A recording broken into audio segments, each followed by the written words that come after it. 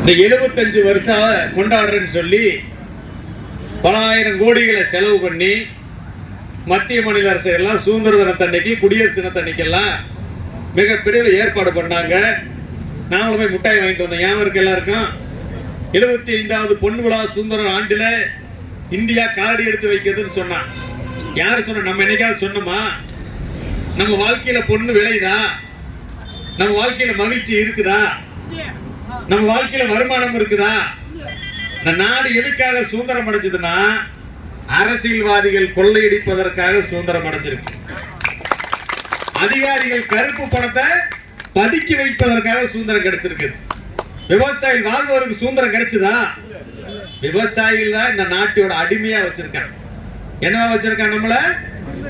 சரி, அரசு ஊழியர் வேலை பார்க்கிற சம்பளம் வாங்குறாங்கல்ல, அரசியல்வாதி எம்எல்ஏ எம்பி இருக்கிற 1000 கோடி சொத்து சேர்க்கிறாங்கல்ல, சாப்பாடு இல்லாம யாராச்சும் உயிர் வாழ முடியுமா? அந்த சாப்பாடு உணவை உற்பத்தி பண்ணக்கூடிய விவசாய பொருளுக்கு எவனாச்சும் விலை நிர்ணயம் பண்ணிருக்கான? என்ன வரைக்கும் நம்ம செய்யற தக்காளிக்கு விலை வந்திருக்கா? பீன்ஸுக்கு விலை வந்திருக்கா? நெல்லுக்கு விலை வந்திருக்கா? கொள்முதல் வந்திருக்கா? ஏன் வரல? யோசிச்சு பாரு. இந்த நாடு விவசாய நாடுன்னு சொல்றான். விவசாயம் என்ன நாட்டின் முதுகெலும்பும். 60% பேர் விவசாயிகள் தான். ஊர்ல 60% பேர் நம்ம ஊர்ல விவசாயிகள் தான் இருக்கிறோம். சப்படி பூரா விவசாயி தான், ஒசூர் பூரா விவசாயி தான், தமிழ்நாடு பூரா விவசாயி தான். ஆனா நம்ம சொல்றது என்னைக்காவது ஒண்ணு நடந்திருக்கா? நடந்திருக்கா? ஏன் நடக்கல? ஏன் நடக்கலன்னா விவசாயிகளாகிய நம்ம விவசாயி அப்படிங்கறதே மறந்துட்டோம். விவசாயிகளே விவசாயி அப்படிங்கறத மறந்துட்டு நம்ம போய் ADMK, DMK, BJP, Congress, communist கட்சி இப்படிதான் ஊர்ல நிக்கிறோம். இதுல இங்க வந்திருக்கிற இத்தனை பேர் வந்திருக்கீங்களே இன்னைக்கு, இதுல எத்தனை பேர்த்து ஊர்ல விவசாய சங்க கொடி இருக்கு? எத்தனை பேர்த்து ஊர்ல விவசாய சங்க போர்டு இருக்கு? ஒரே ஒரு ஆட்டோ டிரைவர் இருந்தா 4 போர்டு இருக்கு. 10 அரசு ஊழியர் இருக்கான். தாலுகா ஆபீஸ்ல 4 போர்டு வச்சிருக்கான், 4 சங்கம் வச்சிருக்கான். விவசாய தொழிலாளி இருக்கிறாங்க, சுமை தூக்குற தொழிலாளி இருக்கிறாங்க, உலகத்துல எத்தனையோ வகையான தொழிலாளி இருக்கிறாங்க. 10 பேர் இருந்தாங்க, 4 சங்கம் இருக்குது. இத்தனை பேர் இருக்கிறீங்க. நாடு சுதந்திரம் அடைஞ்சு 75 வருஷம் ஆச்சு. இன்னும் நீங்க விவசாய சங்கத்துக்கே வரலையே. ஏன்னா நீங்க விவசாயிகளையும் மறந்துட்டீங்க. நடிகர் விஜய் எங்க கட்சி ஆரம்பிக்கிறேன்னு போட்டா நம்மால இங்க போஸ்ட் ஒட்டுறானா இல்லையா? இப்படிதான் நீங்க எம்ஜிஆர் கூட்டுனீங்க, காமராஜர் கூட்டுனீங்க, கருணாநிதி கூட்டுனீங்க, ஜெயலலிதாவை கூட்டுனீங்க. இனி விஜய் கூட்டுறதுக்கு ரெடியா இருக்கிறீங்க. என்னைக்காவது உங்க கோரிக்கைகளுக்காக ஏதாச்சும் ஒரு அரசியல் கட்சி போஸ்ட் ஒட்டி இருக்கா? நம்ம கோரிக்கைக்கு நம்ம ஓட்ட வாங்கி எம்எல்ஏ ஆனா, எம்பி ஆனா, அமைச்சரானா எவனாச்சும் ஒருத்தர் விவசாயிகள் கோரிக்கையாக சட்டமன்றத்தில் இங்கிருந்து போய் பேசியிருக்கானா? நாடாளுமன்றத்தில் டெல்லி போட பேசியிருக்கானா? எம்பி யாராவது பேசியிருக்கானா? எவனும் பேசினது இல்ல. ஏன்னா நம்ம ஊருக்கு வந்தா நம்ம தான் என்ன பண்றோம்? தலைவரே, இந்த ஊரு பூரா நம்ம கண்ட்ரோல் இருக்கு. இந்த ஊர்ல 500 ஓட்டு இருக்கு. இங்க 400 ஓட்டு நான் சொன்னாதான் போடுவாங்க. நீ ஓட்டுக்கு 1000 ரூபாய் கொடுத்து வாங்கி கொடுத்து புரோக்கர் வேலை பாக்குறது யாரு? நம்ம தான் புரோக்கர் வேலை பாக்குறோம். நாட்டுல பொருளை விலைக்கு வாங்குறவனுக்கு மரியாதை இருக்கு, விக்கிறவனுக்கு மரியாதை இருக்கு, புரோக்கருக்கு மரியாதை இருக்கா?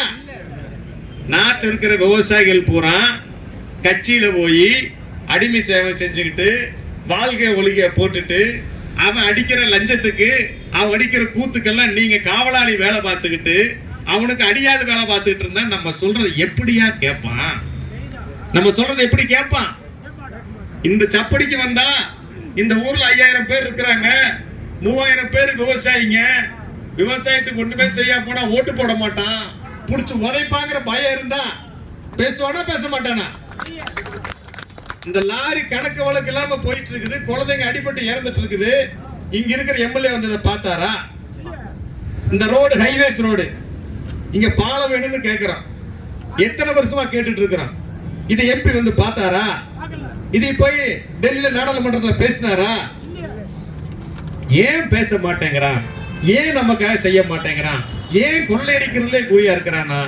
நாமளே இந்த அரசியல்வாதிகளுக்கு, அரசியல் கட்சிகளுக்கு புரோக்கராக வேலை பார்க்கறது தான் காரணம். உலகத்திலேயே மிகப்பெரிய அநியாயம் நடந்திருக்குது. அது எங்க நடந்திருக்குதுன்னா நம்ம இந்தியாவுல, நம்ம நாட்டுல நடந்திருக்குது. நம்ம எல்லாம் சொல்றோம் அரசியலமைப்பு சட்டத்தை அம்பேத்கர் எழுதினார், நேரு அந்த குழுவில் இருந்தார், ராஜாஜி குழுவில் இருந்தார், நம்மளுக்கு பேசுறதுக்கு, எழுதுறதுக்கு, போராடுறதுக்கு உரிமையில கொடுத்திருக்கான்னு சொல்றோம். இந்திய அரசியலமைப்பு சட்டம் வெள்ளக்காரங்காட்டு இருந்து நம்ம சுதந்திரம் வாங்கி உருவாக்கி இன்னைக்கு அதன் அடிப்படையில் நம்ம நாடு இயங்கிட்டு இருக்குது. சட்டசபைக்கு என்ன அதிகாரம், நாடாளுமன்றத்துக்கு என்ன அதிகாரம், ஹைகோர்ட்டுக்கு என்ன அதிகாரம், சுப்ரீம் கோர்ட் என்ன அதிகாரம், நம்ம பஞ்சாயத்துக்கு என்ன அதிகாரம், நமக்கு என்ன உரிமை, இதெல்லாம் எதுல சொல்லியிருக்காங்கன்னா இந்திய அரசியலமைப்பு சட்டத்தில் சொல்லியிருக்கிறாங்க. இந்திய அரசியலமைப்பு சட்டம் வரும்போது 35 கோடி மக்கள், அப்ப 28 கோடி பேர் விவசாயிங்க. எத்தனை பேருங்க? 75% பேர் சுதந்திரமா நாட்டில் சுதந்திரம் அடையும் போது விவசாயிங்க. இன்னைக்கு 142 கோடி பேர் இருக்கிறோம். இன்னைக்கும் 90 கோடி பேர் இந்த நாட்டில் விவசாயிங்க. அந்த அரசியலமைப்பு சட்டத்துல விவசாயி அப்படிங்கிற வார்த்தையே இல்லை. என்னல்ல, எம்பி பூரா யாரு? விவசாயி. எம்எல்ஏ பூரா யாரு? விவசாயி. இந்த ஐஏஎஸ் கலெக்டர் பூரா யாரு? விவசாயி. தாசில்தார் பூரா விவசாயிட்டு போல. ஆனா நம்ம நாட்டை ஆண்டு கொண்டிருக்கக்கூடிய அரசியலமைப்பு சட்டத்துல விவசாயிங்கிற வார்த்தையே இல்லை. விவசாயி தான் இந்த நாட்டின் முதுகெலும்பு. விவசாயிகள் கடுமையான கஷ்டத்தில் இருக்கிறார்கள். அவர்கள் உற்பத்தி செய்யற பொருளுக்கு வேலை கொடுக்கணும், அவர்களுக்கு இந்த அரசாங்கம் உரிய மரியாதை கொடுக்கணும்னு ஒரு வார்த்தை இருக்கா? இருந்தா தானே நம்ம சொல்லுவோமே, டேய் சட்டியில் இருந்தா தாண்டா அகப்பையில் வரும்னு சொல்லுவோம்ல. சட்டியில் சாப்பாடு இருந்தா தானே போட்டு சாப்பிட முடியும். அரசியலமைப்பு சட்டத்திலேயே இல்ல. நம்ம யாருங்கிறது, இந்த நாடு விவசாய நாடு, விவசாயிகள் நாடு.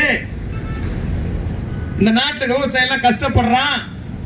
இந்த நாட்டுல 150 கோடி மக்களுக்கு ஜனத்தொகைக்கு சோறு போடுறாங்க.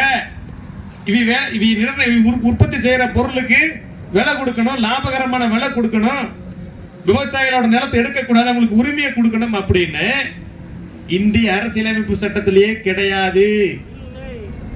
இதை பற்றி ஏதாச்சும் ஒரு விவசாய சங்க தலைவர் பேசுறாங்களா? பேசுறதுக்கும் தெரியாது. பச்சை துண்டு போடுற காசு இருக்கவன்லாம் கலெக்டர் ஆபீஸ்ல விவசாய சங்க தலைவர் உட்கார்ந்துட்டு இருக்கேன், புரோக்கர் வேலை பார்த்துட்டு இருக்கேன். நடக்குதா இல்லையா?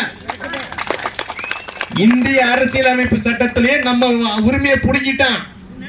நாம புறக்கணிக்கப்பட்டு 75 வருஷம் ஆச்சு. நாம இன்னைக்கு பேசிட்டு இருக்கிறோம், எனக்கு பாலம் போடல, எனக்கு ரோடு போடல, எனக்கு மின்சாரம் தர மாட்டேங்கிறான்னு பேசுறோம்.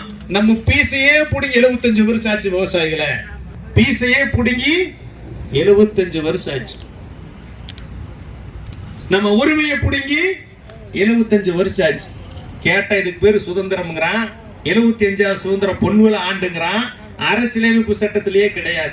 தேவையான அதிகாரம் இருக்கணும்னா, நமக்கு உரிமை இருக்கணும்னா, நம்மளோட உரிமை எல்லாம் அரசியலமைப்பு சட்டத்தில் இருக்கணும். அந்த சட்டத்தில் இருந்தா தான் அரசாங்க கொள்கை வகுக்க முடியும், நமக்கான கொள்கையை வகுக்க முடியும். ஆனா உண்மையான ஹீரோ யாரு அப்படின்னு சொன்னா 2 பேர் தான் உலகத்துல. ஒருத்தர் நம்ம நாட்டு பார்டர்ல இருக்கிறவங்க ஜெய் ஜவான், ரெண்டாவது தான் நம்ம ஜெய் கிசான் உலக சோறு போடுற. இவங்க 2 பேர் தான் உண்மையான ஹீரோயிங் இந்த நாட்டுக்கு. அரசியல்வாதிங்க, அவங்க பிரதமர் ஆகட்டும், நம்ம மாண்புமிகு தமிழக முதல்வர் ஆகட்டும், யாரே வந்தாலுமே நாம சேர்ல இறங்கி நாம விளைச்சா நம்ம நிலத்துல எடுத்திருந்த காய்கறிகள் மற்றும் சோறு தான் சாப்பிடுவாரே தவிர அவளுடைய அரசியல் எதுவுமே அவங்க வளர்த்துறது இல்லை. அதே போல நாம கொடுக்கறது, எனக்கு 5 லட்சம் சம்பளம், எனக்கு 10 லட்சம் சம்பளம், எனக்கு 20 லட்சம் சம்பளம், நீ 20 லட்சம் நீ 500 ரூபாய் லோட்டை சாப்பிட மாட்டேன். ஆனா நாம நிலத்துல போட்ட இந்த அரிசி தான் நீ சாப்பிடுவேன். முதல்ல இது புரிஞ்சுக்கணும். இதுல நம்ம அரசியல்ல இருக்கிறவங்க ஆகட்டும், நம்ம அரசு அலுவலகங்களை வேலை செஞ்சு பண்ணிக்கிறதாகட்டும், எல்லாருமே விவசாய குடும்பத்திலே போயிருக்கிறவங்க தான். ஆனா அந்த இடத்துக்கு போன பிறகு நாம விவசாயி என்றதே மறந்துடுறாரு. ஏதோ ஒரு 10% எங்க அப்பா எங்களவே கஷ்டப்பட்டு வளர்த்த மாதிரி இந்த விவசாயிங்க இப்படி இருக்கிற அப்படின்னு சொல்றாங்களே தவிர வேற எந்த ஒரு இதுவுமே நமக்கு யாராவது புரிஞ்சுக்காவங்களே யாருமே இல்லை. இதே போன்ற இப்ப நம்மளுடைய இப்ப நேற்று நடந்த நிதி ஆண்டுல நம்ம கிருஷ்ணகிரி மாவட்ட சம்பந்தமாக எதுவுமே அறிக்கை இல்லை. விவசாயிகளை ஏமாற்று கொண்டு வருவதற்காக சில நிபந்தனைகளை கொடுத்து சில கோரிக்கைகள் நாங்க விட்டு இருக்கிறோங்க அப்படி சொல்றாங்க. நாம வந்து 10 ஆண்டுகளை கோரிக்கை வச்சிருக்கக்கூடிய நம்மளுடைய மேற்கு மாவட்டத்தில் சாமந்தி மலரை கேட்டோம். அது 2021 நிதி ஆண்டுல இருந்து அதுக்கு முன்னாடி வந்து டேரா பூ போட்ட ஒரு ஏக்கராக்கு 10,000 ரூபாய் வந்து மானியமா இந்த செடி எடுத்துட்டு கூலி கொடுத்துட்டு இருந்தாரு. 2வது சம்பங்கி பூவுக்கு, 3வது வந்து ரோஸ் கொடுத்துட்டு இருந்தார். இந்த மேற்கு மாவட்டத்தில் வந்து ரோசா சிட்டி அப்படின்னு சொல்லி மாநகராட்சி ஓசூர் வந்து உலகத்திலேயே புகழ்பெற்ற ஒரு மாநகரமா இப்போ வாழ்ந்து கொண்டிருக்கிறது. இதுல எந்த மாற்றமும் கிடையாது. ஆனா அந்த ரோசா மலருக்கு இப்ப என்ன நடக்குது அப்படின்னு சொன்னா, கிருஷ்ணகிரி மாவட்டம் ரொம்ப வளர்ச்சியில இருக்குது. இதுக்கு வந்து பசுமை வீடு, அதாவது கிரீன் ஹவுஸ் இனிமேல் வந்து கம்மி பண்ணணும், கிருஷ்ணகிரி மாவட்டத்துக்கு எதுவுமே கொடுக்க கூடாது அப்படி ஒரு நோக்கத்துல சில பேர் பேசி கொண்டிருக்காங்கன்னா அது நாம் இங்கே சொல்லுவோம், அது வேற இடத்துல நடந்திருக்கு. இது வந்து உண்மைதான். இந்த நிதி ஆண்டுக்கு முன்னாடி நடந்த விஷயம் நமக்கு சில பேர் சொன்ன கருத்து தான் இது. இப்படி இருக்கும்போது ஓட்டு மட்டும் நம்ம சட்டமன்ற உறுப்பினர்களுக்கு நாடாளுமன்ற உறுப்பினர்களுக்கு தேவை. ஆனா நம்மளுடைய கஷ்டங்கள் மட்டும் அவருக்கு வேண்டாம். ஒரு சட்டமன்ற உறுப்பினர் நம்ம ஏரியா ஓட்டு வாங்கினவர் நாடாளுமன்றத்தில் அவருடைய சட்டமன்றத்தில் போய் நம்ம பகுதியில் இருக்க ஒரு பிரச்சனைகள் எதுவுமே பேசவில்லை. ஏதோ போயிருக்கா போறாரு உட்கார் இருந்து வெளியில வர இதே தான்.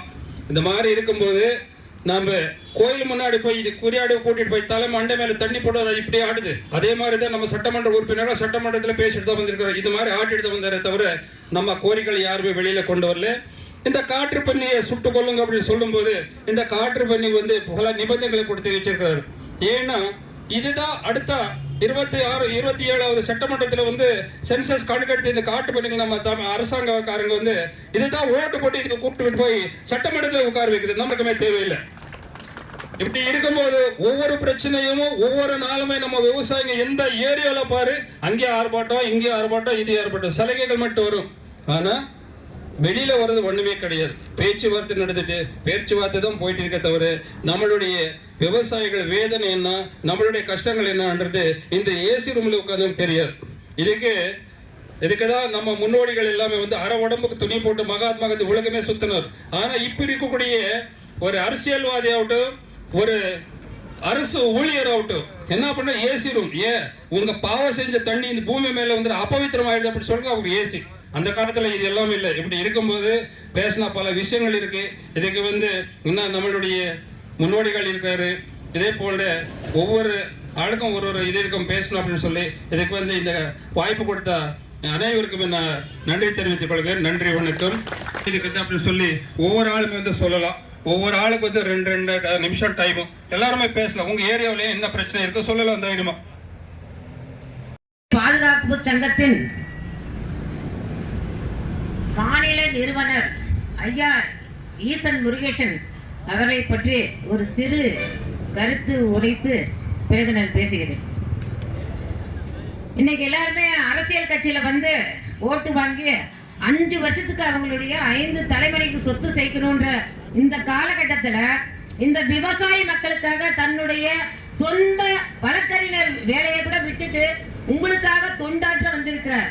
மக்கள் நீங்கள் இதெல்லாம் புரிந்து கொண்டு உண்மையான தொண்டு யார் நமக்கு செய்யறாங்களோ அவங்க பின்னாடி வர்றத நீங்கெல்லாம் நான் விரும்பி கேட்டுக்கொள்கிறேன். நம்ம கிட்ட பணத்தை ஓட்டு வாங்கிட்டு ஓட்டு வாங்கின பின்னாடி நாட்டை விற்கிற கூட்டத்துக்கிட்ட தான் நம்ம பின்னாடி போறமே ஒழிய நமக்காக போராடும் மக்களிடம் ஏன் நீங்க வர்றதில்ல? உங்களை வீடு வீடு டோர் கூப்பிட்டுமா? இன்னைக்கு என்ன நிலைமையில இருக்காங்க? 45,686 ஏரி இருந்துச்சு நம்ம தமிழ்நாட்டுல. இன்னைக்கு 1000க்கு உட்பட்டு ஏறி இருக்கு. எங்க போச்சு அதெல்லாம்? நம்ம கிட்ட ஒரு கேள்வியே கிடையாது. எப்ப பார்த்தாலும் தலையாட்டு பொம்மையா தான் இருக்குமே ஒழிய நாம கேள்வி கேட்கிற ஆள் இல்ல. நமக்காக கேள்வி கேட்கறதுக்கு ஒருத்தர் வந்திருக்காரு. அப்பதான் இந்த கூட்டத்தை பார்த்துதான் இந்த நாடு பயப்படும்.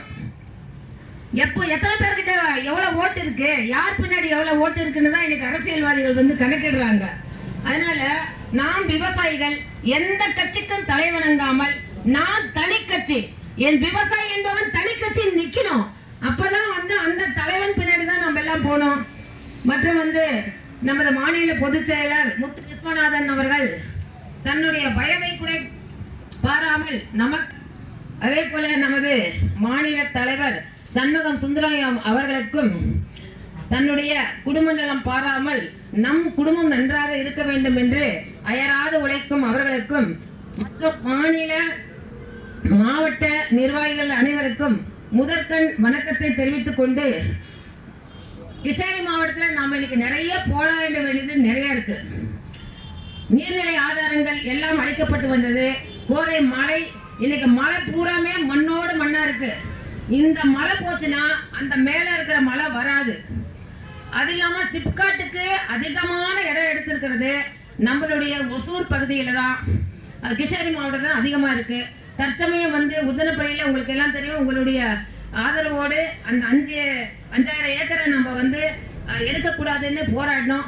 அரசாங்கம் வந்து மேல் பார்வையில சொல்லாம உள் வேலை செஞ்சு இன்னும் 3 சிப்காட்டுக்கு இங்க வந்து முன்மொழிஞ்சிருக்காங்க. அது மட்டும் இல்ல 2000 ஏக்கர்ல விமானம் நிலையம் அமைக்கிறாங்க. ரிங் ரோடு, அவுட் ரோடு, அப்புறம் வந்து 8 வழிச்சாலை, 4 வழிச்சாலை, இத்தனை சாலைக்கு ஒரு பக்கம் போயிடுச்சு, பூங்காங்களுக்கு ஒரு பக்கம் போயிடுச்சு, ஐடிக்கு ஒரு பக்கம் போச்சு. அப்படி எங்கதான் நம்ம போய் வாழ்றது? நம்மளும் இந்த இந்திக்காரன் வந்துட்டா நீங்க எல்லாம் சொல்லி சுத்துறீங்கல்ல, அதே மாதிரிதான் மூட்டையை தூக்கிட்டு இந்த நிலத்தெல்லாம் விட்டுட்டு நீங்களும் அகதியா தான் போக போறீங்க. அதனாலதான் நீங்க ஒவ்வொருவரும் இன்னைக்கு மீட்டிங் முடிஞ்ச உடனே உங்க பக்கத்துல இருக்கிற ஒவ்வொரு விவசாயிகிட்டையும் போய் நமக்காக போராட ஒரு தலைவன் இருக்கிறான், அந்த கூட்டத்துல நாமளே இணைஞ்சு போராடணும்ட்டு நீங்க எல்லாம் மனசு வைக்கணும். இந்த போராட்டங்கள் இல்லாமல் இந்த அரசாங்கத்துக்கிட்ட நீங்க எதையுமே ஜெயிக்க முடியாது, உங்களுடைய உரிமையை வாங்க முடியாது. நீங்க உங்களை எல்லாம் எப்படிதான் தூங்குறீங்களே தெரியல. உங்க தாத்தா பாட்டி எல்லாம் சோறு தின்னாம இந்த சொத்தை சம்பாரிச்சு வச்சாங்க. எவனா வந்து சிப்காட் எடுக்கிறேன் அதை எடுக்கிறான்னு விட்டு வேடிக்கை பார்த்துக்கிட்டு இருக்கிறீங்க. எங்க போச்சு அந்த உணர்வு? நமக்காக நம் முன்னோர்கள் சேர்த்து வச்ச சொத்தை அதை எப்படி விட்டு கொடுக்குற? இன்னைக்கு சாலைக்கு, அவுட் ரோடுக்கு, நைஸ் ரோடுக்கு எல்லாம் எடுத்தாங்க. ஆனா அந்த விவசாயிகளுக்கு உரிய இழப்பீடு தொகை வரல. ஒரு இடத்துல சமீபத்துல என்கிட்ட என்னுடைய நாலேஜுக்கு வந்தது ஒண்ணு, ஒரு இடத்துல வந்து 12 லட்சம் ரூபாய் கொடுத்துருக்காங்க. பக்கத்து நிலத்துக்காரருக்கு 2.5 லட்சம் கொடுத்துருக்காங்க. அது எப்படி அந்த ஆளுக்கு 12 லட்சமும் இந்த ஆளுக்கு 2.5 லட்சம் வந்துச்சுன்னு எனக்கு தெரியல. இதனால மாறுபட்ட கருத்து நிறைய இருக்கு. விவசாயிகள் தயவு செய்து ஒன்று கூடி உங்களுடைய, அதே மாதிரி நாம காடு பகுதி சேர்ந்தவங்க எவ்வளோ கடன்பட்டு உடம்பட்டு ஓட்டி உரமிட்டு விவசாயம் செய்யும் போது ராத்திரியில நாம தூங்கும் போது விவசாயத்தை அழிச்சிட்டு போகுது. பல முறை கத்தியும் அதுக்கான எந்த பலனும் கிடையாது. ஒரு ஊர்ல, எங்க ஊர் பக்கம் நினைக்கிறேன், எங்க அம்மா வீட்டு பக்கம், அந்த ஊர்ல ஏறக்குறைய 152 குரங்கு. அந்த குரங்கு வீட்டுல சின்ன குழந்தைங்க கூட ஸ்கூல் போறது கூட விடுறது இல்ல. அங்க இருக்கிற ஏறக்குறைய ஒரு 112 ஏக்கரா நிலத்துல ஒரு விவசாயிகள் சாகுபடியே செய்ய முடியாத அளவுக்கு இருக்கிறாங்க. வறட்சியா வெறும் காடா இருக்கு. வனத்துறை வந்து எதையுமே கண்டுக்கிறது இல்ல. அந்த டைம்ல நம்ம போய் கோரிக்கை வைக்கும் போதுதான் அதை அன்னைக்கு பாக்குறேன்னு சொல்றாங்க இல்லையா. நம்ம கணேச ரெட்டி அவர்களும் இன்னும் பலரும் வந்து வனத்துறை கிட்ட பல போராட்டங்கள் எல்லாம் செஞ்சிருக்காங்க.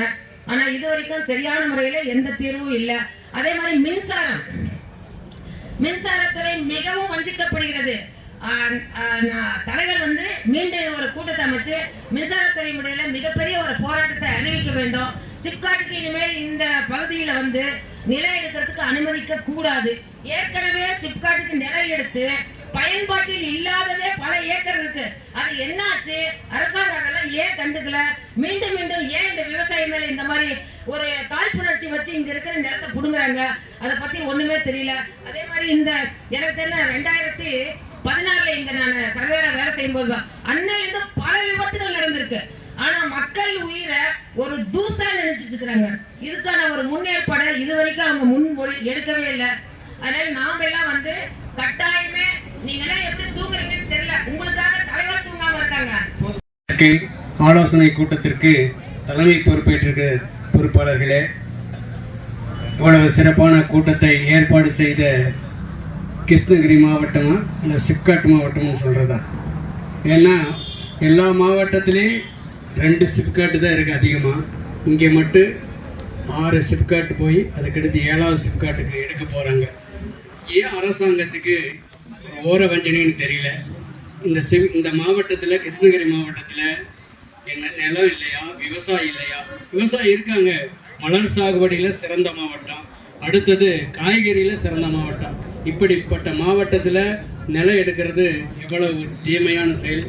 அந்த செயலையெல்லாம் சுட்டிக்காட்டி அன்புக்குரிய கணேச ரெட்டி அவர்களே, செயலாளர் அன்புக்குரிய சீனிவாசன் அவர்களே, கிழக்கு மாவட்டத்தினுடைய செயலாளர் அன்புக்குரிய சுப்பிரமணிய அவர்களே, இந்த அரசாங்கம் என்னவெல்லாம் செய்கிறது என்பதை தெளிவாக எடுத்து கூறிய மாநில மகளிர் அணி தலைவி அன்புக்குரிய சகோதரி முத்துலட்சுமி அவர்களே, மாநிலத்தினுடைய துணைத் தலைவி அன்புக்குரிய நாகராணி அவர்களே, இந்த மாவட்டத்தினுடைய மத்திய மாவட்டம், மேற்கு மாவட்டம், கிழக்கு மாவட்டம் ஆகிய மாவட்டங்களுடைய ஒன்றிய பொறுப்பாளர்களே, தமிழக விவசாயிகள் சங்கத்திலிருந்து வருகை இருந்திருக்கக்கூடிய அன்புக்குரிய சகோதர சகோதரிகளே, எல்லா கூட்டத்தில் இப்போ சமீபத்தில் பார்த்தீங்கன்னா டங்ஸ்டன்கிற ஒரு போராட்டம், அந்த போராட்டத்தில் மகளிர் தான் முக்கியமாக பங்கு வகித்தாங்க. பெருந்திரளான கூட்டத்தோடு வந்து மதுரையை முற்றுகையிட்ட பின்னால் தான் அந்த டங்ஸ்டன் திட்டம் மத்திய அரசு ரத்து செஞ்சுது. அதே மாதிரி இந்த கூட்டத்திற்கு பெருந்திரளாக வருகை தந்திருக்கக்கூடிய அன்புக்குரிய சகோதரிகளை அத்தனை பேருக்கும் வணக்கத்தை சொல்லி, போராடாத எதுவுமே அரசாங்கம் கொடுக்கறதில்ல. தேர்தல் காலம் வந்தால் பச்சை துண்டை போடுறாங்க, அதுக்கு பின்னாடி நம்மளுக்கு பச்சை துரோகத்தை செய்கிறாங்க. என்ன காரணம்னு கேட்டிங்கன்னா, அன்புக்குரிய இப்போ தமிழகத்தினுடைய முதலமைச்சராக இருக்கக்கூடிய மு.க. ஸ்டாலின் அவர்கள் தேர்தலுக்கு முன்னாடி தேர்தல் பரப்புரை வந்தாங்க. மேற்கு மண்டலத்தில் பெருந்துறையில் வந்து சொன்னாங்க. என்ன சொன்னாங்கன்னா, நாங்கள் விவசாயிகளுடைய நிலத்தை விவசாயிகளுடைய அனுமதி இல்லாத ஒரு சென்ட் நிலத்தை கூட எடுக்க மாட்டேன்னு சொன்னாங்க. அதுக்கு பின்னாடி எல்லா மாவட்டத்திலையும் நிலம் எடுக்கிற பணி நடக்குது. சொன்னது கிட்டத்தட்ட 83 கோரிக்கை சொன்னாங்க. விவசாயிகளுடைய கோரிக்கை மட்டும் 83 தேர்தல் வாக்குறுதியில் கூட சொன்னாங்க. அதில் ஒன்றை கூட நிறைவேற்றன்னு சொல்லியிருக்காங்க. நேற்று நிதிநிலை அறிக்கை வேளாண்மை துறைக்கு நாங்கள் வந்தால் தனி அறிக்கை கொடுக்குன்னு சொன்னாங்க. தனி அறிக்கை தான் இருக்குது, அறிக்கையில் எதுவுமே இல்லை. வெறும் பேப்பர் விளம்பரத்துக்கு தான் இந்த அரசு நடந்துட்டு இருக்க ஒழிய விவசாயிகளுக்கு இதுவரை எதுவுமே செய்யலை. மத்தியில் ஆளுகிற அரசும் அப்படித்தான். கிட்டத்தட்ட ஓராண்டு காலமாக பஞ்சாபில் பெரிய போராட்டம் நடத்திட்டு இருக்காங்க விவசாயி. எல்லாரும் விவசாயி அங்கே குடும்பத்தோடு போய் போராட்டம் நடத்தினாங்க. அதுக்கு எந்த விளைவுமே இல்லை. சில ஆண்டுகளுக்கு முன்பு 3 கடுமையான வேளாண் சட்டங்களை கொண்டு வரக்கூடாது 372 நாட்கள் தொடர்ந்து அறவழியிலே போராடினாங்க.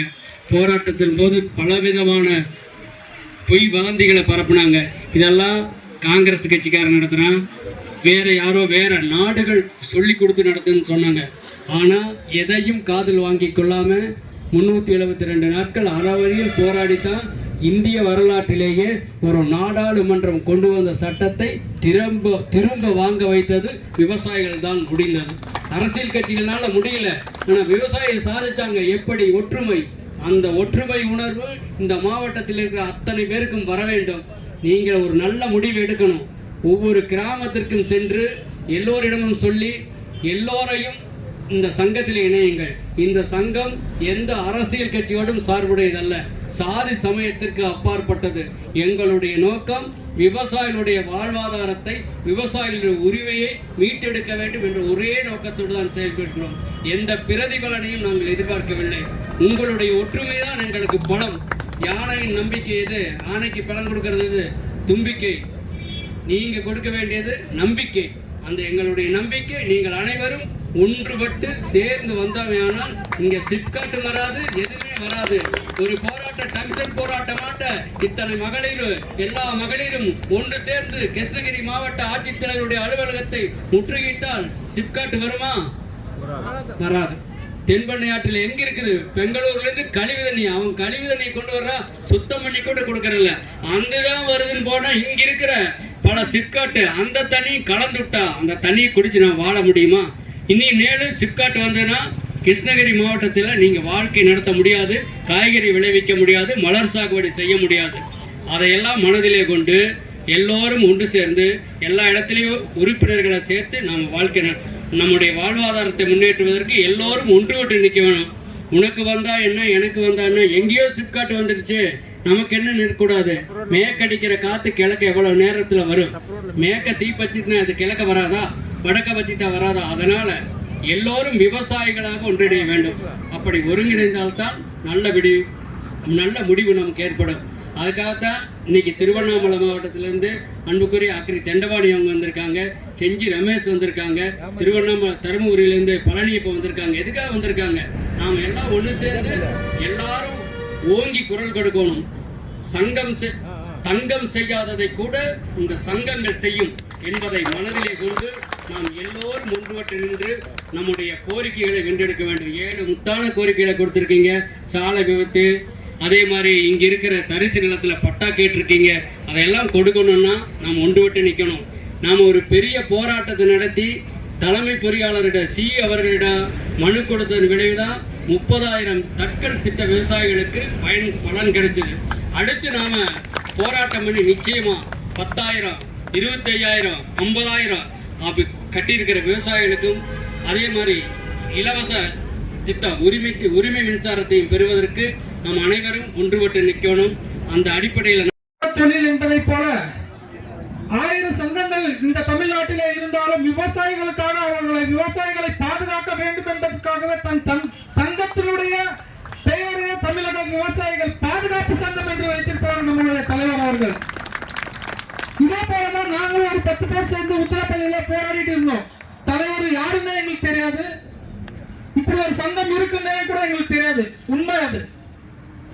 திருப்பூர்ல இருந்து எங்களுடைய உத்தரப்பள்ளி சிப்காட்டுடைய போராட்டம் அவர்களுடைய செவிக்கு சென்றவுடனே நான் வருகிறேன், விவசாயிகளுக்காக உங்களோடு நான் கை கோர்க்கிறேன் என்று சொல்லி திருப்பூரில் இருந்தே ஒரு மிகப்பெரிய போராட்டத்தை உத்தரப்பள்ளியில ஏற்படுத்தி கொடுத்த தலைவர் நம்முடைய ஈசன் முருகசாமி தலைவர் அவர்கள். அதற்கு உறுதுணையாக முத்துலட்சுமி அம்மா, கணேஷ் ரெட்டி அவர்கள், இன்னும் எத்தனையோ விவசாயிகள் எங்களுக்கு முழு ஆதரவை கொடுத்து 3034 ஏக்கர்ல இருந்து 1144 ஏக்கராக குறைத்து தங்களுடைய விவசாய நிலங்களை கிட்டத்தட்ட 2000 நிலங்களை மீட்டு கொடுத்துள்ள பெரும் பங்கு தலைவர் அவர்களுக்கு உண்டு என்பதை நான் இந்த நேரத்தில் தெரிவிக்கொள்கிறோம். அதுபோல தலைவர் அவர்கள் ஒரு 2 நாளைக்கு முன்னாடி ஒரு முகநூல் பக்கத்துல ஒரு பதிவு நாகராஜ் என்று ஒருத்தர் இருக்காரு இல்லைங்களா, மேகதாது அணையை கட்ட வேண்டும், தமிழகத்துக்கு தண்ணீர் விடக்கூடாது என்ற அந்த குரலை 10 பேரை வச்சு கொண்டு அவன் வந்து தமிழ்நாடு பார்டர்ல வந்து போராடுறான். நம்ம இத்தனை பேர் இருக்கோம், அவன் யாரு நம்மளுக்கு சொல்றது? தலைவர் அவர்கள் அந்த போராட்டத்தை முன்னெடுத்த வேண்டும். ஒசூரில் நாம் அனைவரும் சென்று தமிழ்நாடுக்கு கிடைக்க வேண்டிய தண்ணீரை தலைவர் சொல்வது போல ஜாலத்தை வட்டால் நாகராஜ் 10 பேரை வச்சிருக்க நம்ம 1000 பேர் பக்கத்துல இருக்கோங்க. நம்மளுக்கு தர வேண்டிய தண்ணீரை நம்ம பாதுகாக்க வேண்டும். அது போல எத்தனையோ போராட்டங்கள் இந்த கிருஷ்ணகிரி மாவட்டத்தில் தமிழ்நாடு விவசாயிகள் சங்கம் தொடர்ந்து நடத்தி கொண்டு வருகின்றது. அந்த அனைத்து போராட்டங்களிலும் போராட்டத்துக்காக மட்டும்தான் இந்த விவசாயிகள் பாதுகாப்பு சங்கம் இருக்குன்னு தயவு செய்து நினைச்சுக்காதீங்க. நாம இன்னைக்கு போராடினாதான் போராட்டமே இல்லாத ஒரு விவசாயிகளை நம்ம அடுத்த தலைமுறைக்கு தர வேண்டும் என்ற ஒற்றை குறிக்கோளோடு தலைவர் அவர்கள் போராடி கொண்டிருக்கிறார்கள். அது போலதான் அங்கங்கு கிளைகள் அமைத்து சங்கங்கள் வைத்து உறுப்பினர்களை சேர்த்து ஒரு பெரும் இயக்கமாக தமிழகத்தில் எத்தனையோ மாவட்டங்களில் அனைத்து மாவட்டங்களும் எனக்கு தெரிஞ்சு செய்து கொண்டு வருகிறார்கள். நானும் இதே மாதிரி வேலூர் மாவட்டத்திற்கு சென்று அங்க இருக்கக்கூடிய மண்டல பொறியாளர்களை சந்தித்து விவசாயிகளுக்கு 25,000 ரூபாய் இந்த உரிமை மின்சாரம் சொன்ன இல்லையா, அந்த உரிமை மின்சாரம் வழங்கப்பட வேண்டும் என்று நாங்களும் அவரோடு சென்று மண்டல வாரியாக மனு கொடுத்தோம். மாவட்ட ஆட்சியர்களும் பலதரப்பட்ட போராட்டங்களை நடத்திருந்தோம். அவருடைய தலைவர் நம்மளுக்கு முன்னாடி பேசுற சொன்னாரு, எப்ப கூப்பிட்டாலும் எப்படி கூப்பிட்டாலும் வந்துருவாங்க. இன்னொரு விஷயம், யாரு கூப்பிட்டாலும் தலைவர் வருவான். நான் கூப்பிட்ட தலைவர் வருவார். நான் யாருன்னே தெரியாது, நான் எடுத்து போன் பண்ணுவேன். அவன் மறுபடியும் கூப்பிட்டு என்ன பிரச்சனை இருந்தாலும் நான் வரலனாலும் மாவட்டத்தில் இருக்கிற நிர்வாகிகள் வருவாங்க, உங்களோட இருப்பாங்க என்று சொல்லி விவசாயிகள் அனைவரும் ஒன்று சேர்ந்து இந்த சிப்காட் மாவட்டம் சொன்னார் இல்லையா, சிறப்பா சொன்னார். சிப்காட் மாவட்டம் எதுக்குங்க இந்த சிப்காட் மாவட்டம்? யாரை வைக்கிறதுக்காக இந்த சிப்காட்? எத்தனையோ ஏக்கங்களை நிலங்களை அழிச்சு விட்டு எல்லாம் வேலை செஞ்சு மத்திய சாப்பாடுக்கு யார் தருவா சொல்லுங்க? 6 மணி நேரம் 8 மணி நேரம் உழைக்கிறோம், உழைச்சிட்டு என்ன போறோம்? சாப்பாடு சாப்பிடறதுக்கு தான் போறோம். அந்த சாப்பாடை வழங்கக்கூடிய விவசாயிகளுடைய நிலங்களை பிடிவு கொண்டு நான் வேலை வாய்ப்பு தருகிறேன், அவருக்கு வருமானத்தை தருகிறேன் என்று வருமானத்தையும் சம்பளத்தையும் வச்சு சாப்பிட முடியுமா? ஆகவே விவசாயிகள் அனைவரும் ஒன்று சேர்ந்து இது போன்று நிறைய உறுப்பினர்களை தமிழக விவசாயிகள் பாதுகாப்பு சங்கத்திலே சேர்த்து நம்முடைய தேவைகளை நமக்கு நாமே நம்மளுடைய தேவைகளை நிவர்த்தி செய்யக்கூடிய ஒரு சூழலுக்கு நம்முடைய சங்கத்தை எடுத்து செல்ல வேண்டும் என்று அன்போடு கேட்டுக்கொண்டு வாய்ப்பளித்ததற்கு நன்றி கூறி விடைபெறுகிறேன். நன்றி, வணக்கம். விவசாயிகள் பாதுகாப்பு சங்கத்தின் சார்பில் இன்று கிருஷ்ணகிரி மாவட்டம் சப்படியில பெயர் பலகை திறப்பு விழாவும் சங்கத்தினுடைய ஆலோசனை கூட்டம் நடைபெற்றது. இந்த ஆலோசனை கூட்டத்துல இந்த பகுதியில சப்படியில NH-44ல ஒரு மேம்பாலம் அமைக்க வேண்டும்ங்கிற கோரிக்கைக்காகவும், கிருஷ்ணகிரி மாவட்டத்துல இதுவரை 7 சிப்காட்டை தமிழக அரசு செயல்படுத்தியுள்ளது. இனிமேல் கொண்டு இங்க சிப்காட் திட்டமே கொண்டு வரக்கூடாது என்பதை வலியுறுத்தியும், தென்பெண்ணை ஆற்றுல தொடர்ச்சியாக கர்நாடகாவிலிருந்து கழிவு நீரும் ரசாயன நீருமாக வந்து கொண்டிருக்கிறது. இதனால் இங்க விவசாயம் கடுமையாக பாதிக்கப்பட்டிருக்கிறது. எனவே தென்பெண்ணை ஆற்றில மழை நீர் மட்டுமே வருகிற வகையில அந்த கழிவுகளை எல்லாம் சுத்திகரிப்பு செய்ய வேண்டும் என்கிற கோரிக்கையோடும், இரண்டாவது இந்த பகுதியில் இருக்கக்கூடிய 4-5 கிறிஸ்டர் கல்குவாரிகள் என்ன 24 மணி நேரமும் இந்த சப்படி ஊருக்குள்ள மக்கள் வசிக்க முடியாத அளவுக்கு, பள்ளிக்கூடத்து குழந்தைகள் பள்ளிக்கு செல்ல முடியாத அளவுக்கு தொடர்ச்சியா வாகனங்கள் ஒரு நாளைக்கு 400-500 லாரிகள் வர்றதால கடுமையான சுற்றுச்சூழல் மாசு, காற்று மாசு ஏற்படுகிறது. எனவே அதை தடை செய்ய கோரியும், சூளகிரி தாலுகாவில் உள்ள அனைத்து மக்களுக்கும், மக்கள் எந்தெந்த நிலத்தை வச்சிட்டு இருக்காங்களோ அவங்களுக்கெல்லாம் தமிழ்நாடு அரசினுடைய தற்போது பட்டா வழங்கும் திட்டத்தின் கீழே பட்டா வழங்க வேண்டும் என்பதையும், அப்புறம் விவசாயிகளுக்காக இன்னைக்கு தமிழ்நாடு முழுவதும் விவசாயிகள் உரிமை மின்சாரம் கேட்டு 6 லட்சத்திற்கு மேற்பட்ட விவசாயிகள் காத்துக் கொண்டிருக்கிறார்கள். கிருஷ்ணகிரி மாவட்டத்தில் தான் அதிக விவசாயிகள் இங்கே காத்துக் கொண்டிருக்கிறார்கள். 10,000 ரூபாய் திட்டம், 25,000 ரூபாய் திட்டம், 50,000 ரூபாய் திட்டம், இது எல்லா திட்டங்களிலும் பதிவு செய்யப்பட்டிருக்கிற விவசாயிகளுக்கும், சாதாரண வரிசையில் பதிவு செய்யப்பட்டிருக்கிற விவசாயிகளுக்கும் எல்லாருக்கும் உடனடியாக தமிழ்நாடு அரசு உரிமை மின்சார இணைப்புகளை வழங்க வேண்டும். நாங்க ஆட்சிக்கு வந்தோம்னா தமிழ்நாட்டில் காத்துக் கொண்டிருக்கக்கூடிய அனைத்து விவசாயிகளுக்கும் உடனடியாக எல்லா மின் இணைப்புகளையும் வழங்குவோம் சொல்லி திமுக வாக்குறுதி கொடுத்து தான் ஆட்சிக்கு வந்தது என்பது இந்த நேரத்தில் நாங்கள் குறிப்பிட்டு செல்கிறோம். மேலும் இந்த கிருஷ்ணகிரி மாவட்டம் தமிழ்நாட்டில் அதிக அளவுல இந்த பூந்தோட்ட மின் இணைப்புகள் 3M மின் இணைப்புகள் அதிகமா இருக்கு. 15,000க்கு மேற்பட்ட மின் இணைப்புகள் இருக்கு. அப்ப தமிழ்நாட்டில் இருக்கக்கூடிய 23 லட்சம் விவசாயிகள் அந்த உரிமை மின்சார திட்டத்தில் பயன்பெறும் போது இந்த 3A திட்டத்துல மட்டும் எதுக்கு அரசாங்கம் காசு வசூலிக்குது? அந்த விவசாயிகள் மட்டும் லாபத்துல கொளிக்கிறாங்களா? அவர்கள் தான் அதிக அளவுல கடன் பட்டிருக்கிறார்கள். எனவே இந்த 3A மின்சார திட்டம் என்பதையே ஒழித்து விட்டு இந்த அனைத்து 3A மின் இணைப்புகளையும் உரிமை மின்சார மின் இணைப்புகளாக மாற்றம் செய்ய வேண்டும் என்கிற கோரிக்கையோடும் இன்றைக்கு இந்த கோரிக்கைகளுக்காக எங்க கேட்டு வருகிற சூழ்நிலை இருந்து கொண்டிருக்கிறது. ஆனால் இனிமேல் நாங்கள் தமிழக விவசாயிகள் பாதுகாப்பு சங்கத்தின் சார்பில் இந்த பகுதிக்கான பிரச்சனை எல்லாம் தீர்க்காமல், விவசாயிகளுக்கான கோரிக்கைகளை நிறைவேற்றாமல் இனிமேல் யார் வாக்கு கேட்டு வந்தாலும் வாக்களிக்க மாட்டோம், அவர்களை விரட்டி அடிப்போம் என்பதை தமிழக விவசாயிகள் பாதுகாப்பு சங்கத்தின் சார்பில் இன்றைக்கு நாங்கள் கூட்டத்தின் முடிவாக தீர்மானித்திருக்கிறோம் என்பதை இந்த செய்தியாளர் சந்திப்பு வாயிலாக நாங்கள் தெரிவிக்கிறோம். குறிப்பாக விவசாயிகள் இந்த கூட்டத்தில் என்னென்ன கோரிக்கை வச்சிருக்காங்க சார்? கூட்டத்துல பாத்தீங்கன்னா இந்த NH-44ல ஒரு மேம்பாலம் வேணும். தமிழ்நாட்டுல இனிமே சிப்காட்டுக்கு நிலம் கையகப்படுத்தக்கூடாது, குறிப்பா கிருஷ்ணகிரி சிப்காட் திட்டமே கூடாது என்றும், தென்பெண்ணை ஆற்றுல கழிவு நீர் எல்லாம் இருக்கவே கூடாது, சுத்தமான மழை நீர் வரணும், ஆற்று நீர் தான் வரணும் என்கிற கோரிக்கையும், இந்த சாக்கடை நீரால் பாதிக்கப்பட்டுள்ள விவசாயிகளுக்கு இழப்பீடு வழங்க வேண்டும் என்கிற கோரிக்கையோடும், சூளகிரி தாலுகாவில் இருக்கக்கூடிய எல்லா விவசாயிகளுக்கும் பொதுமக்களுக்கும் அவர்கள் குடியிருப்பதற்கான வீட்டுமனை பட்டாவை வழங்க வேண்டும் சொல்லியும், இங்க இருக்கக்கூடிய ஏரிகள், குளங்கள், நீர்வழி பாதைகள், புறம்போக்கு நிலங்களை போற அரசாங்கம் பாதுகாக்கணும். இந்த சப்படியை சுத்தி உள்ள குவாரிகள் இருந்து இந்த மக்கள் வாகனங்கள் அந்த லாரிகள் அதிக அளவுல பாதிக்கப்படுறதால சப்படி ஊருக்குள்ளேயே அந்த கனிம வள கொள்ளையடிக்கக்கூடிய லாரிகள் வரக்கூடாது என்கிற கோரிக்கையோடும், இங்க 10,000 ரூபாய், 25,000 ரூபாய், 50,000 ரூபாய் மின் இணைப்பு எல்லாம் கேட்டு விவசாயிகள் பல ஆண்டுகளாக காத்துக் கொண்டிருக்கூடிய விவசாயிகளுக்கு உடனடியாக தமிழ்நாடு அரசு உரிமை மின் இணைப்புகளை வழங்க வேண்டும் என்கிற கோரிக்கைகளுக்கு என்ற கூட்டம் நடைபெற்றிருக்கிறது. இதையெல்லாம் கோரிக்கை நிறைவேற்றவில்லை என்றால் வருகிற சட்டமன்ற தேர்தலில் எந்த அரசியல்வாதியும் ஊருக்குள்ள நுழைவிட மாட்டோம் என்பதையும் நாங்கள் தீர்மானித்திருக்கிறோம். தொடர்ந்து இந்த பெங்களூர் ஒசூர் தேசிய நெடுஞ்சாலை விபத்து அதிகமாக நடக்குது, உயிரிழப்புகள் சேதம் அதிகமாக நடக்குது. மாவட்ட ஆட்சியருக்கு விவசாயிகள் பலமுறை மனு கொடுத்து இது வரைக்கும் ஏதோ ஒரு நடவடிக்கை எடுக்கலன்னு கேட்கறாங்க விவசாயிகள். இதை பத்தி விவசாயிகள் நடவடிக்கை எடுக்க சொல்லி விவசாயிகள் குறை நாட்டத்துல மனு கொடுத்துட்டே இருக்கிறோம், தாசில்தார்ட்ட மனு கொடுக்கிறோம், MLA MP கவனத்தை கொண்டு போயிட்டே இருக்கிறோம். ஆனா எந்த நடவடிக்கையும் இல்லை. நேரடியா பாத்தீங்கன்னா இன்னைக்கு ஒசூர்ல இருந்து பெங்களூரை இணைப்பதற்கு தமிழ்நாட்டிலிருந்து ஒரு சாலை தான் இருக்குது. இந்த ஒரு சாலையில வாகன போக்குவரத்து கணக்கிட்டு இருக்குது. இப்ப நீங்க பார்த்துட்டே இருப்பீங்க. ஆக ஒட்டுமொத்தமாக வாகன போக்குவரத்தை குறைக்கும் வண்ணமாக இந்த பகுதியில் ஊரா மேம்பாலம் அமைக்கணும். இப்ப பாத்தீங்கன்னா கோயம்புத்தூர்ல 15 கிலோமீட்டருக்கு மேம்பாலம், சென்னையில 30 கிலோமீட்டருக்கு உயர்மட்ட மேம்பாலம் அமைக்கிறாங்க. இதே நாம இங்க இருந்து தாண்டிட்டோம்னா பெங்களூருக்குள்ள 16 கிலோமீட்டருக்கு ஒரே மேம்பாலம். அப்ப கீழே இருக்கிற மக்கள் நிம்மதியா வசிக்கிறாங்க, மேல வாகனங்கள் போயிட்டு இருக்குது. அதே மாதிரி ஒசூர் கர்நாடக எல்லையிலிருந்து இங்க இருக்கிற கிருஷ்ணகிரி வரைக்கும் ஒரு உயர்மட்ட மேம்பால திட்டத்தை தமிழ்நாடு அரசு அமல்படுத்தி போக்குவரத்து சிக்கலுக்கு தீர்வு காண வேண்டும் நாங்கள் வலியுறுத்துகிறோம். மனமார்ந்த நன்றிகளை நாங்கள் தெரிவித்துக் கொள்கிறோம்.